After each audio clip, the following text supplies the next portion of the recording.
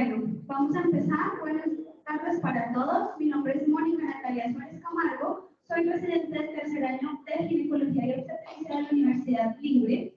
El día de hoy vamos a hablar de las manifestaciones intraparto de la hipoxia fetal y su manejo. Y mi tutora para esta charla fue la doctora Luisa Fernanda Moreno, quien es ginecóloga y obstetra de la Universidad Libre. Vamos a desarrollar esta charla hablando inicialmente del desarrollo del sistema de oxigenación en el feto. Posteriormente vamos a hablar de las adaptaciones fetales y de la hipoxia, del impacto del trabajo de parto en el feto, de la identificación del compromiso fetal y del manejo para llegar a unas conclusiones.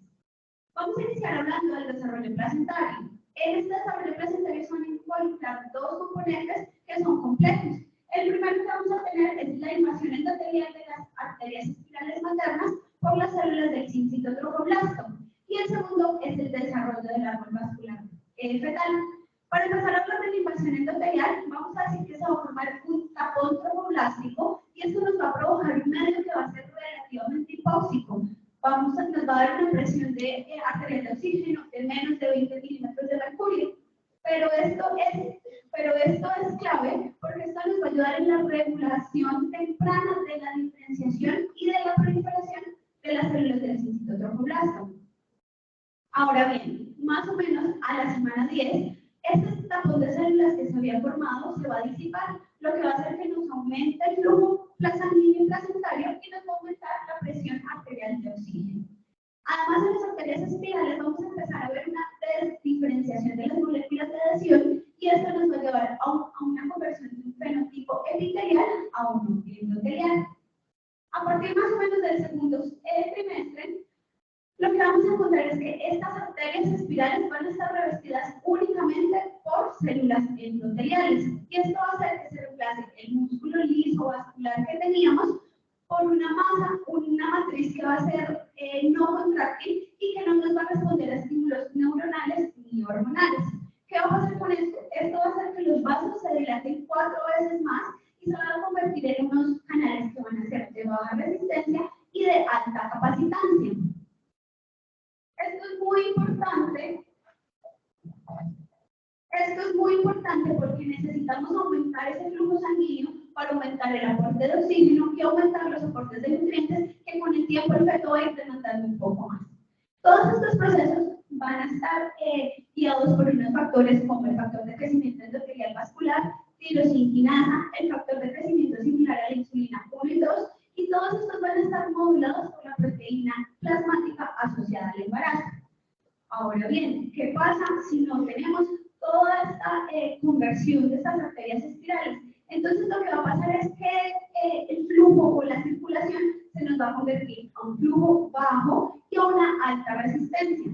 ¿Qué va a pasar con esto? Esto nos va a predisponer a estados de hipoperfusión, de hipoxia, de daño por reperfusión y estrés oxidativo en la placenta. Este daño placentario se va a dar por varios mecanismos. Uno, el flujo persistente de alta presión. Vamos a tener unas presiones de 2 a 3 centímetros por segundo en comparación a los 10 centímetros por segundo que vamos a tener en un vaso que está normalmente dilatado. Esto va a producir un daño del cincito tromboblasto, un daño en las vellosidades coriónicas, lo que va a hacer que se produzca una alteración en el transporte de nutrientes y de oxígeno. Adicionalmente, estos vasos se van a volver susceptibles a la estimulación adrenérgica y a la vasoconstricción. ¿Qué va a pasar con esto? Va a hacer que nos produzcan unas fluctuaciones en la presión arterial de oxígeno intervellosa, haciendo que se pueda llegar a producir una lesión isquémica y que además, una lesión hipóxica, y que además se altere el intercambio de nutrientes. Ahora bien, el segundo componente que tenemos es el desarrollo del árbol vascular fetal. Aquí esto va a estar guiado por dos procesos principalmente. La vasculogénesis y la angiogénesis. Estos dos procesos van a estar mediados por los factores de crecimiento endotelial vascular en el principio del embarazo y después de la semana 23 por el factor de crecimiento placentario. ¿Qué va a pasar si este desarrollo de este árbol vascular no se da o se produce de una forma aberrante? Pues vamos a tener una desregulación en los factores angiogénicos y antiangiogénicos. Y esto, como ya lo hemos visto de pronto en charlas pasadas, nos va a predisponer el desarrollo de la preeclampsia, el RCIU, la diabetes, el trabajo de parto preterno término y el compromiso fetal intraparto. Como ya vimos, el feto está en una hipoxia constante, pero nos va a desarrollar unas adaptaciones fetales a esta hipoxia. ¿Cuál es el fin de estas adaptaciones? Lo primordial es mantener el flujo cerebral y del corazón con la mayor cantidad de oxígeno posible. Quise hablarles aquí de la circulación fetoplacentaria para que entendamos un poco cómo es toda esta oxigenación.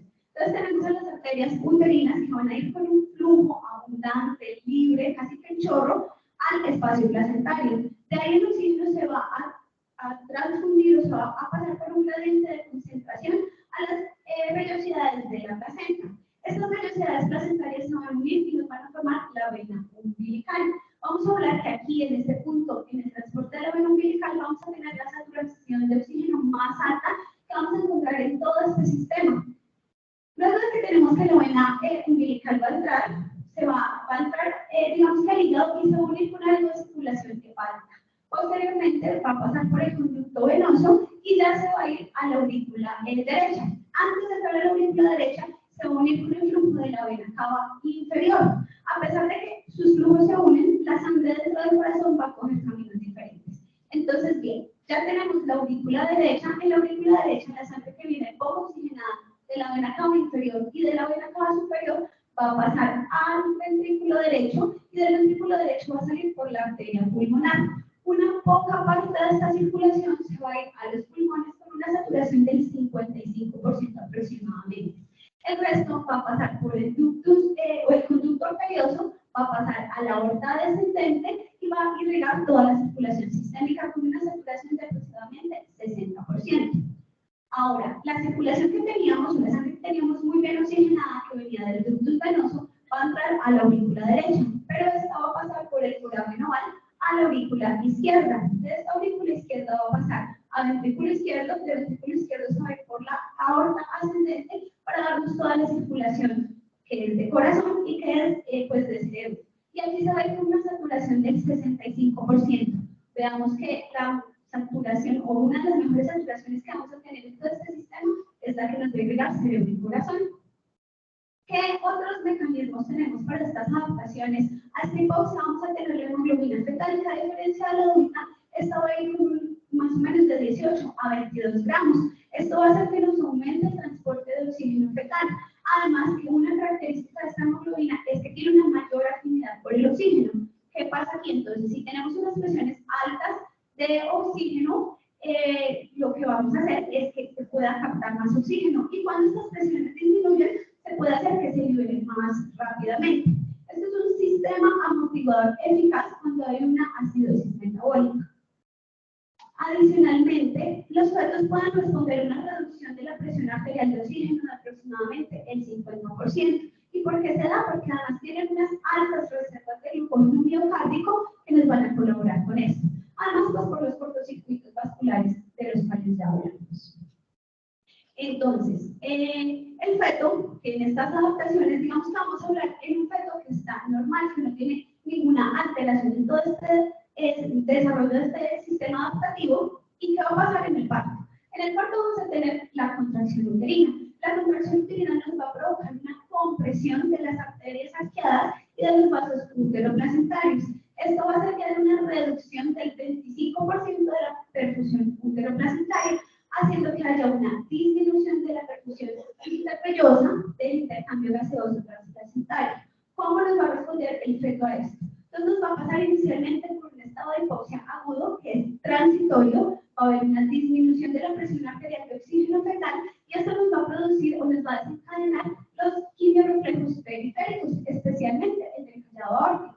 Esto nos desencadena una actividad simpática y una actividad parasimpática. La primera que vamos a tener es la actividad parasimpática, que lo que nos va a hacer es ayudarnos a disminuir la frecuencia cardíaca fetal. ¿Con el fin de qué? Con el fin de mantener el gasto cardíaco, disminuyendo los volúmenes de PIB de diástole.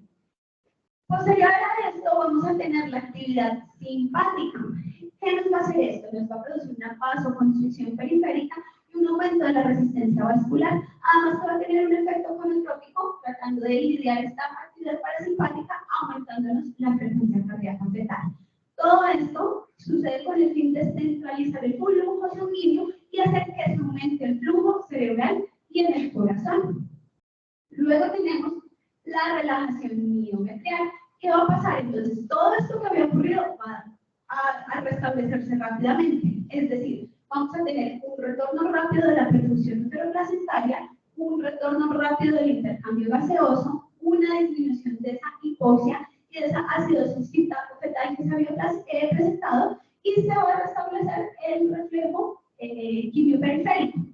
Esto va a pasar en efectos normales con cada conversión y con cada relajación. Ahora bien, si tenemos un feto que tiene alguna alteración en el desarrollo de los sistemas, como lo habíamos hablado anteriormente, pues esta reducción del 25% de la que estábamos hablando inicialmente va a aumentar. Y si eso aumenta, nos va a producir que el feto esté en un estado de hipoxia ya no transitorio, sino va a ser más constante y además no se va a lograr recuperar entre cada contracción.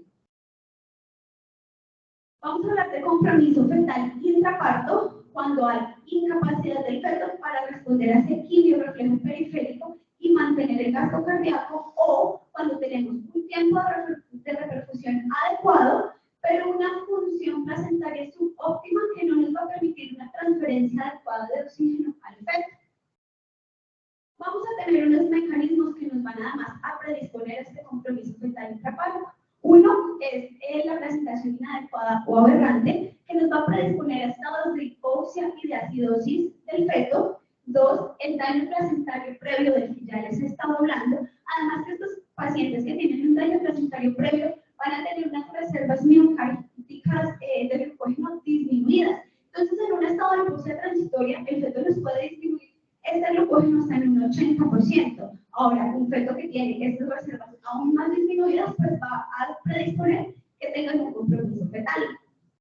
Adicionalmente, cuando hay una recuperación insuficiente entre las contracciones, es decir, cuando hay una hiperestimulación uterina, que no dejamos que vuelva otra vez toda la respuesta fisiológica normal, o en hipoxemia o acidosis preexistente. ¿Qué va a pasar aquí? Entonces, el feto no va a poder compensarse de la manera que lo habíamos visto, nos va a producir una disminución en la presión sanguínea, que nos va a llevar a un daño hipóxico miocárdico, a una disminución de la perfusión cerebral, a un daño neuronal y nos puede terminar en una encefalopatía hipóxica isquémica. Cuando la presión arterial de oxígeno cae por más del 30% por más de 2 minutos, definitivamente todo ese sistema de compensación del feto va a fallar y nos va a aumentar el riesgo significativamente de resultados perinatales adversos. Consecuencias neonatales, como ya hemos hablado, obviamente el sistema cerebral se va a afectar. En el 51% de los pacientes se presentan encefalopatía moderada o grave, dada por parálisis cerebral o muerte. Vamos a encontrar también que el corazón se afecta. El 29% de los pacientes nos van a presentar una isquemia miocárdica, y esto se da por una hipotensión que va a presentar el feto sistémica, que va a hacer que disminuya el flujo en las coronarias y por ende se dé este daño miocárdico. El segundo sistema que más afecta parte del cerebral cuando tenemos estos estados de hipoxia va a ser el renal. En un 64% de los pacientes nos pueden presentar una disfunción renal secundaria de necrosis tubular aguda, con una mortalidad del 14% hasta el 70%. Vemos que se puede afectar el sistema pulmonar entre un 25 y un 50%, y el 20% pueden llegar a requerir ventilación mecánica. Otros sistemas se van a ver afectados, como por ejemplo el gastrointestinal en el 5% y el hepático en el 35%. El 50% de los pacientes que cursan con una encefalopatía isquémica hipóxica les van a presentar disfunción multiorgánica. Para evidenciar eso, quise traerles este artículo. Es un estudio de cortes observacional y retrospectivo que incluyó 79 neonatos entre el 2012 y el 2014, que tenían que tener un pH menor a 7, una base de acceso mayor a 16, una puntuación de Apgar de 10 menor a 5, o que hubieran requerido ventilación intermitente a presión. De estos, el 16.5% desarrollaron la encefalopatía, y lo que hicieron fue hacer una medición clínica y paraclínica para ver de pronto qué valores de estos podrían ser predictivos para desarrollar la encefalopatía. ¿Y qué encontramos? Obviamente con resultados estadísticamente significativos, pues las puntuaciones de Apgar iban a estar comprometidas, pero quiero resaltar aquí la troponina. Vemos con resultados que fueron significativos un aumento en las troponinas, 145 en 31. Adicionalmente, ALAS también se vio afectada, 65 versus 19 en los fetos que no tuvieron la encefalopatía. Estos dos son resultados que fueron significativos. ¿Qué concluyen ellos del estudio? Pues que la puntuación de ACAR de 5 minutos, la troponina y ALAS podrían ser propensos a predecirnos el desarrollo de la encefalopatía, pero yo les traje con el fin de mostrarles que efectivamente el sistema cardíaco y hepático se ve afectado en estos pacientes. Ahora bien, la identificación del compromiso fetal intraparto. A pesar de que se han intentado desarrollar técnicas para la identificación de esta hipoxia fetal intraparto, hasta el momento todas estas técnicas tienen unos valores predictivos que son muy bajos.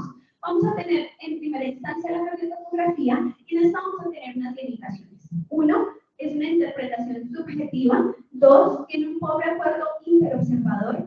Carece de valor discriminatorio para identificar fetos que verdaderamente estén hipóxicos. Además, tiene un valor predictivo positivo del 30%. A pesar de que las sociedades han intentado desarrollar varias guías y varios modelos de categorías para predecirlo, hemos logrado una tasa de falsos positivos alta del 60%. A pesar de todas estas limitaciones, la monitoría fetal sigue siendo el pilar de la monitorización intraparto. Para eso traje este estudio. Es un metaanálisis donde se incluyeron 13 ensayos en los que participaron 37.000 mujeres. ¿Cuál era el objetivo de ellos? Evaluar eficacia y seguridad de la cardiotocografía cuando se utilizaba como método para la vigilancia y el control del bienestar fetal durante el parto. Acá se hizo una búsqueda hasta el 2016 y se incluyeron fetos o pacientes que estuvieron con monitoría continua, con monitoría intermitente o auscultación intermitente y los fetos que no estuvieron monitorizados. ¿Y qué vamos a encontrar? Entonces, en cuanto a mortalidad perinatal, vamos a ver que no hubo resultados estadísticamente significativos. Se incluyeron 33.513 pacientes. En cuanto a las convulsiones neonatales, vamos a encontrar con un RR de 0.5 que hubo un resultado a favor para prevenir las convulsiones neonatales cuando utilizamos la monitoría continua. En cuanto a parálisis cerebral, no hubo resultados que fueran estadísticamente significativos. En cuanto a cesárea, vamos a encontrar un aumento de las cesáreas cuando se utilizaba o cuando estábamos utilizando la monitoría continua con un RR de 1.63 con resultados estadísticamente significativos, al igual que aumentaron las tasas de partos vaginales instrumentados con un RR de 0.15. En cuanto a la acidosis de la sangre del cordón umbilical y en cuanto a la analgesia farmacológica, no hubo ningún resultado que fuera estadísticamente significativo.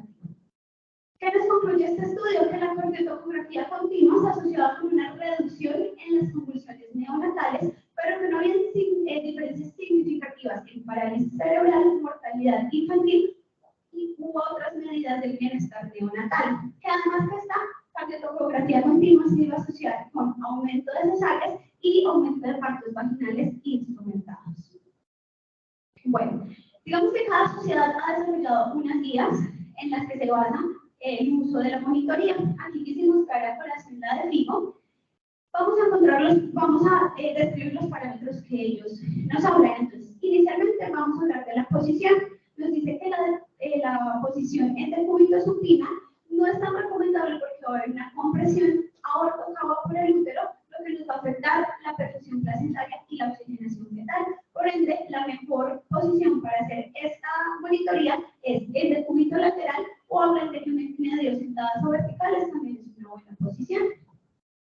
Vamos a empezar a hablar de las características básicas. Vamos a tener la línea de base, que vamos a hablar que es una frecuencia cardíaca en reposo, excluyendo aceleraciones y desaceleraciones. Esta se da en latidos por minuto. Los valores normales son entre 110 y 160 para algunas sociedades. Hay otras que nos hablan de que son normales cuando están mayores de 100.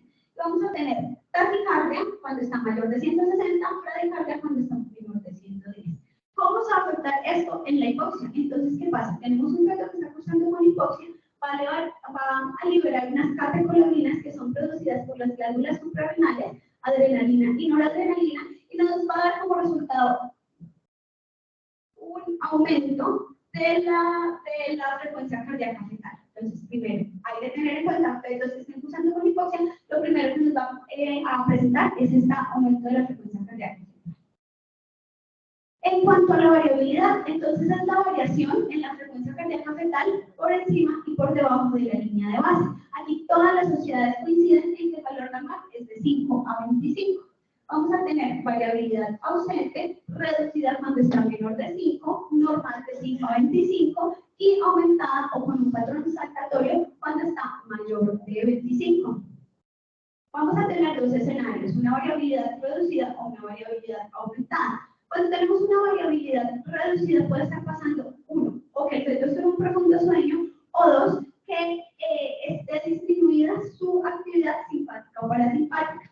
La variabilidad es lo que nos muestra es la interacción de estos dos sistemas y nos da un estado nos da una tranquilidad del bienestar fetal. Pero si esto está por un estado de hipoxia, se empieza a alterar esta interacción entre estos dos sistemas, pues nos puede presentar una disminución de esta variabilidad.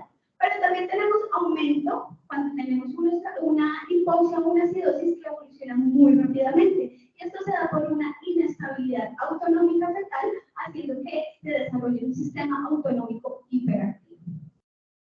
En cuanto a las aceleraciones, es el aumento transitorio de la frecuencia cardíaca fetal de 15 latidos por minuto por más de 15 segundos. Vamos a decir que está normal cuando hay presencia de 2 o más aceleraciones en un periodo de 20 minutos. ¿Y aquí qué puede pasar entonces? Las aceleraciones son el reflejo de los movimientos fetales voluntarios y esto nos va a dar bienestar fetal. ¿Qué pasa cuando tenemos una hipoxia? Cuando el feto está cursando con esta hipoxia, pues él va a reducir estos movimientos no esenciales para conservar energía y para mandar el oxígeno pues, a lo esencial, lo que nos va a provocar una desaparición de las aceleraciones. Entonces vamos con tres cosas importantes: aumento de la frecuencia cardíaca fetal, vamos con disminución, aumento de la variabilidad y vamos con desaparición de las aceleraciones. En cuanto a las desaceleraciones, es la disminución de la frecuencia cardíaca fetal por debajo de la línea de base de más de 15 latidos por minuto que dura más de 15 segundos. Lo normal es que estén ausentes y vamos a tener patrones patológicos cuando tenemos tempranas, tardías, variables o prolongadas. Vamos a empezar hablando de las tempranas y vamos a decir que estas van a comenzar con el inicio de la contracción. Su punto máximo va a ser cuando la contracción está también en su punto máximo y van a recuperarse cuando la contracción ha cesado. Estas se van a asociar con una compresión de la cabeza y generalmente son benignas. Entonces, ¿qué pasa? Tenemos esta compresión en la cabeza que nos va a producir una estimulación parasimpática a través del nervio vago. Entonces, en compensación de eso, el feto va a intentar reducir su presión arterial, disminuyendo su frecuencia cardíaca para intentar compensar este aumento de la presión intracraneal que es secundaria a esta compresión de la cabeza. Vamos a tener las desaceleraciones tardías que en relación con la contracción van a aparecer tarde y vamos a decir que el punto más bajo de estas desaceleraciones va a ocurrir 20 a 30 segundos después del inicio de la contracción y va a recuperar su línea de base 20 a 30 segundos después de que la contracción ha finalizado. Estas se asocian a insuficiencia uteroplacentaria, una hipoxemia fetal, a una hipercapnia y una acidosis en desarrollo.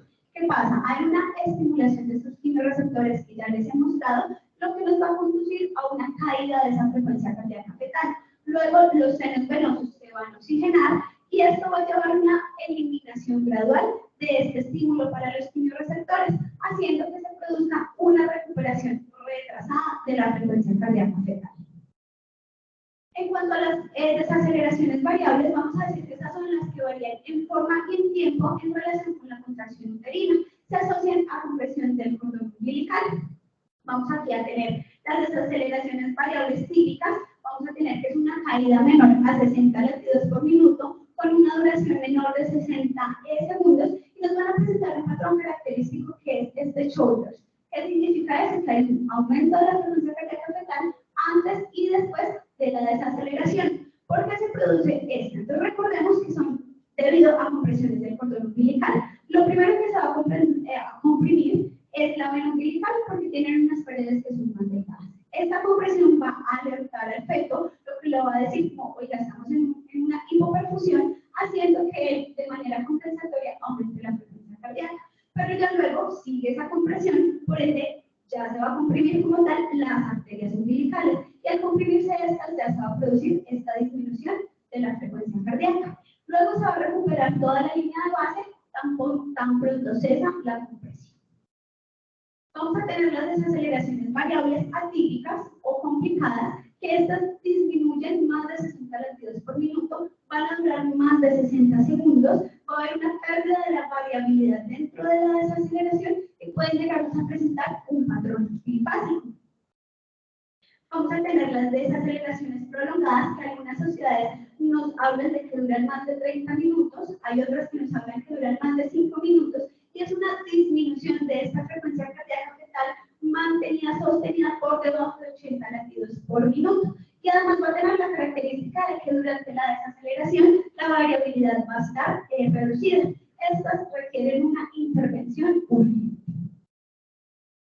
Tenemos el patrón sinusoidal, que es un patrón que es regular, suave, ondulante, con una amplitud de 5 a 15 latidos por minuto. Esta la podemos ver, por ejemplo, en ruptura de base previa, en isoinmunización y en estados de hipoxia. Su conducta es finalización inmediata. Vamos a tener el patrón pseudosinusoidal. Es un patrón que se asemeja al sinusoidal, pero va a tener una apariencia en diente de sierra, más dentada. Y además va a tener como característica que va a tener unos patrones normales antes y después de la desaceleración. Estos están producidos por hipoxia también, y también su conducta es la finalización inmediata. Ahora bien, llegamos al punto de la charla porque les quiero hablar de los tipos de hipoxia intraparto. Estos tipos de hipoxia se van a clasificar de acuerdo al tiempo de su evolución. Vamos a tener la hipoxia aguda, que se va a definir como una sola desaceleración prolongada con una caída repentina de la frecuencia cardíaca fetal por debajo de 80 latidos por minuto y que persiste por 3 minutos. Acá vamos a tener primero que descartar los 3 accidentes mayores, que cuáles son desprendimiento de placenta, prolapso de cordón umbilical o ruptura uterina. Si no es alguna de estas 3 causas, tenemos que descartar las 2 causas iatrogénicas, que es la hiperestimulación por oxitocina o por prostaglandina o la hipotensión materna asociada a la analgesia epidural. ¿Qué vamos a hacer? Entonces, si definitivamente vemos que es alguno de estos 3 accidentes mayores, hay que desembarazar inmediatamente. Pero si esto no, o sea, ya descartamos que no es esto, pues hay que descartar que no sea por hiperestimulación. Entonces, detenemos oxitocina, ponemos relajantes uterinos como la terbutaline o el nifedipino, líquidos endovenosos y posición lateral. Pero en esto hay que tener mucho cuidado porque tenemos una regla de los 3, 9, 12 y 15 minutos. ¿Qué significa esto? El feto nos va a presentar este patrón durante los 3 primeros minutos.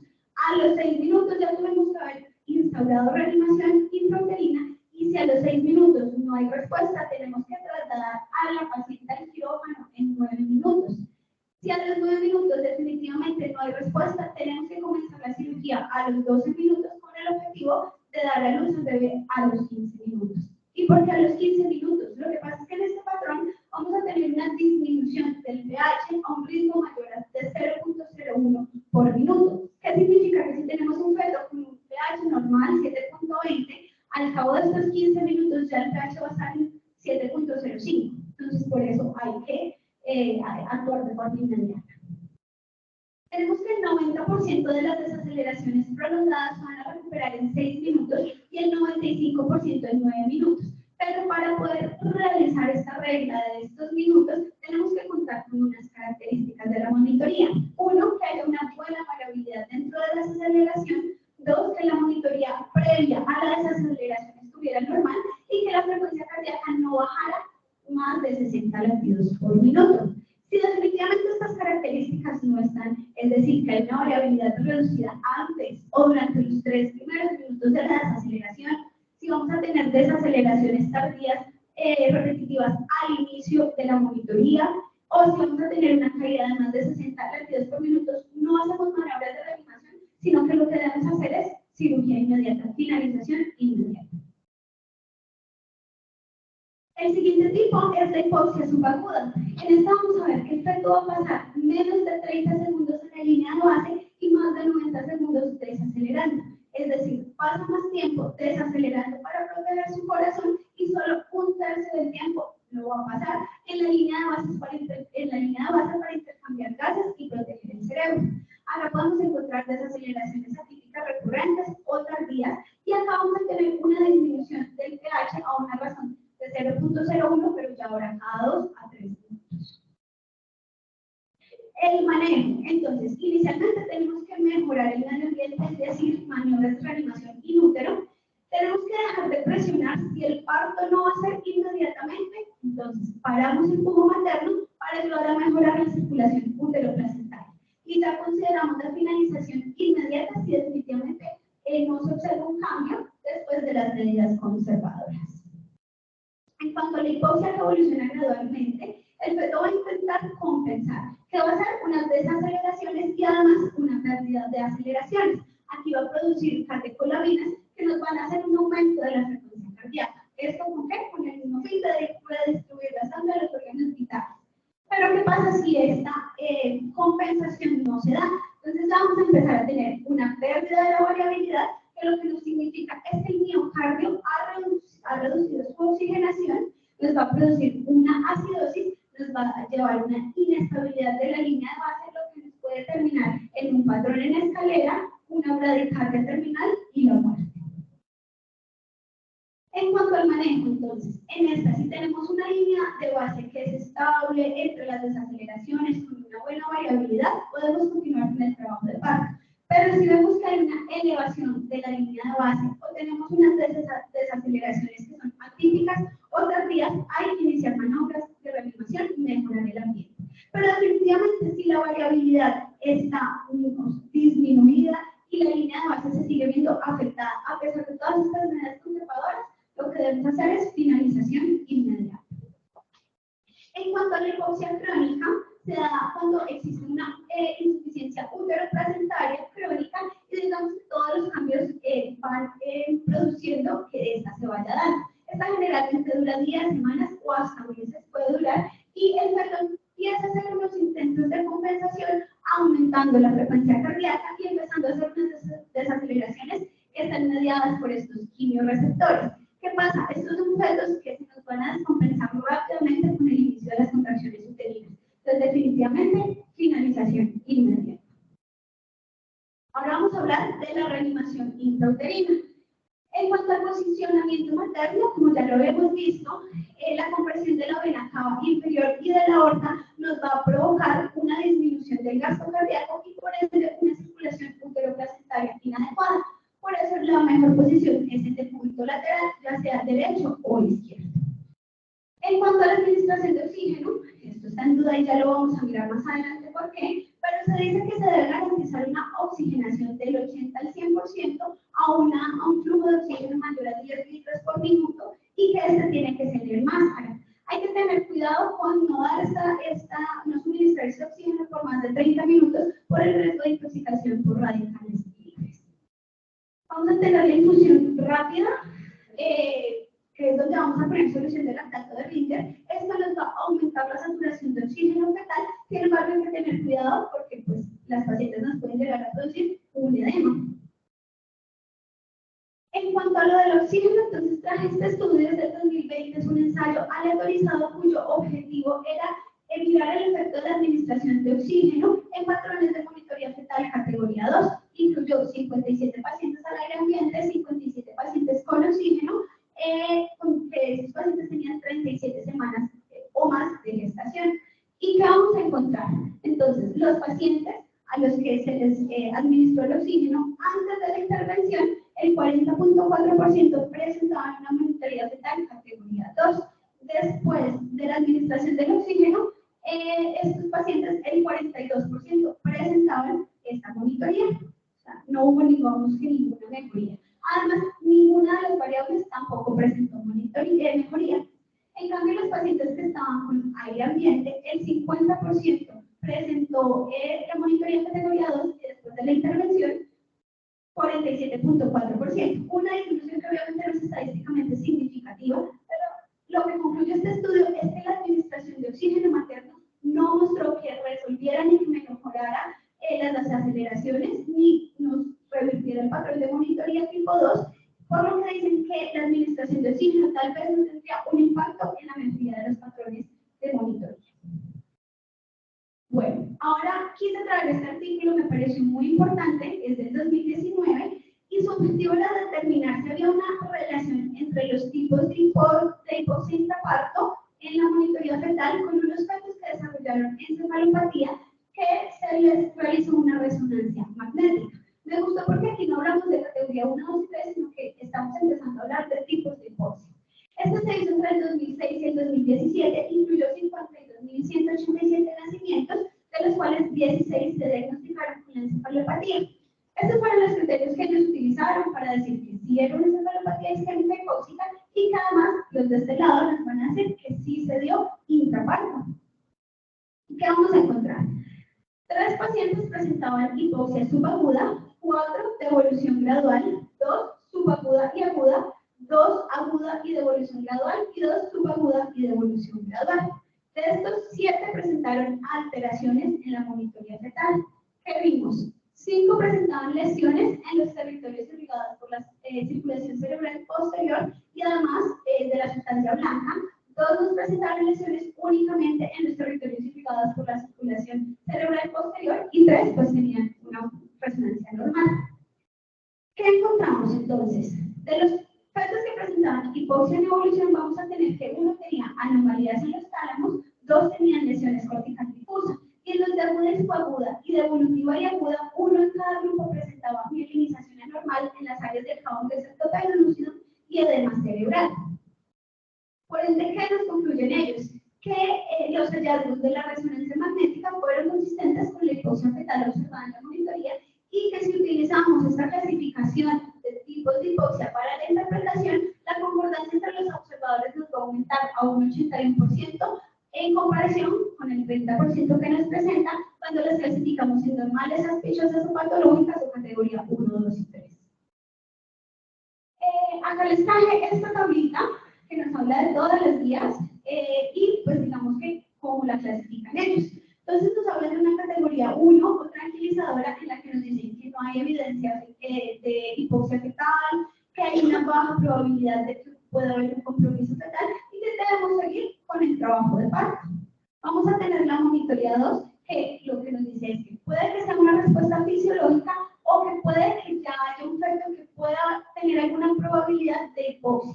Que lo que tenemos que hacer es reanimación o evaluar la causa y además instaurar mejor pues, conductas adicionales, que puede que requieran una evaluación con una prueba auxiliar del bienestar fetal. Y ya en la categoría 3, obviamente todas concuerdan con que hay un compromiso fetal, que ya hay una alteración de una hipoxia, y el feto tiene una alta probabilidad de estar presentando una hipoxia o una acidosis. Entonces, bien, recuerden que al principio les hablé que la monitoría fetal nos presentaba un problema y era que tenía una interpretación subjetiva. Entonces, ¿qué tal si la hacemos computarizada? Entonces, este es un estudio que se hizo en el 2017, entre el 2010 y el 2013, y se asignaron al azar 23.500 pacientes que tenían un apoyo de una monitoría computarizada y 23.500 en grupos sin apoyo de esta monitoría. Este INFANT fue el programa que se utilizó y el problema fue que ellos lo que hicieron fue desarrollar este sistema, pero metiendo las mismas categorías y lo mismo que nosotros vemos. Es decir, cogieron los patrones categoría 1, esto, categoría 2, esto, categoría 3, esto, y listo. ¿Qué pasó? Entonces, no encontraron ninguna diferencia en la incidencia de un mal resultado neonatal, por ende concluyeron que la monitoría computarizada no mejoraba los resultados clínicos para los bebés. Pero bien, ahora traigo este estudio, también es del 2017, pero este ya nos habla de un sistema que es el OXIS.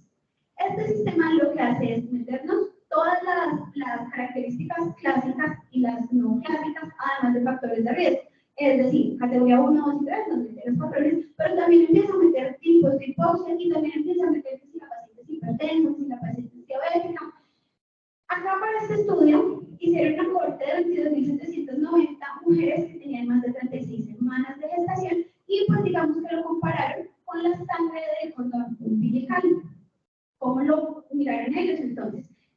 Un resultado digamos que normal cuando un pH estaba mayor a 7.15, un resultado estado leve, donde el pH estaba de 7.05 a 7.15, moderado, cuando el pH estaba menor a 7.05 y no había compromiso grave, y severo, cuando ya había un morfinato o una encefalopatía, cuando ya requería intubación, UCI, o cuando ya requirió, pues, de pronto un masaje cardíaco.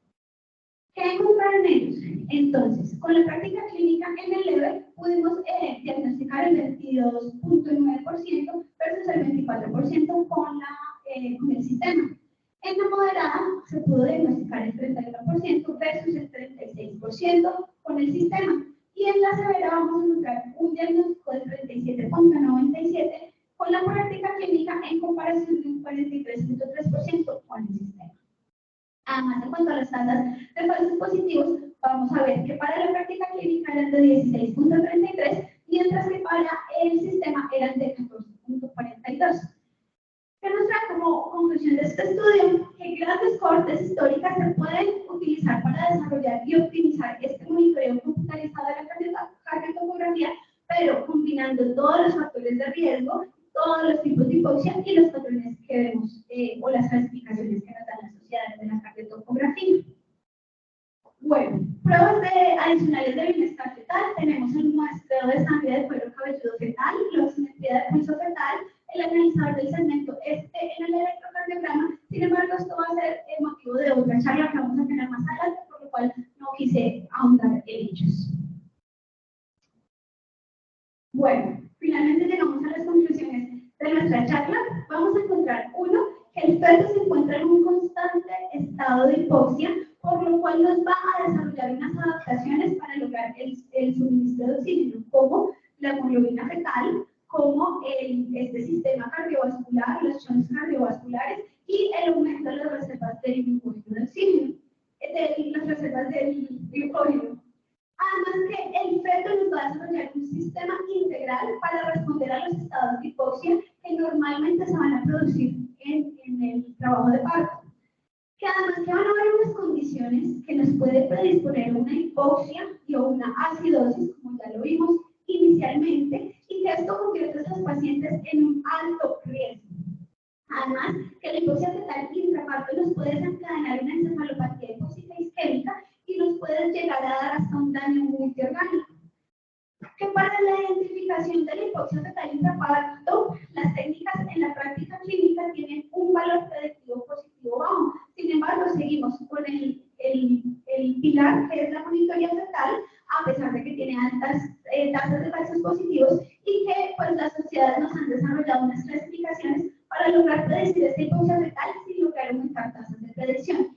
Pero esta es la conclusión más importante y quiero que nos la llevemos a casa, y es que definitivamente si logramos entender la fisiología que ocurre detrás de los cambios en la frecuencia cardíaca fetal producidos por la hipoxia, vamos a poder identificar patrones en la monitoría fetal y responder a ellos de manera adecuada en vez de funcionar únicamente en pautas establecidas y en categorías establecidas. Por último, mi familia que siempre está apoyándome. Gracias.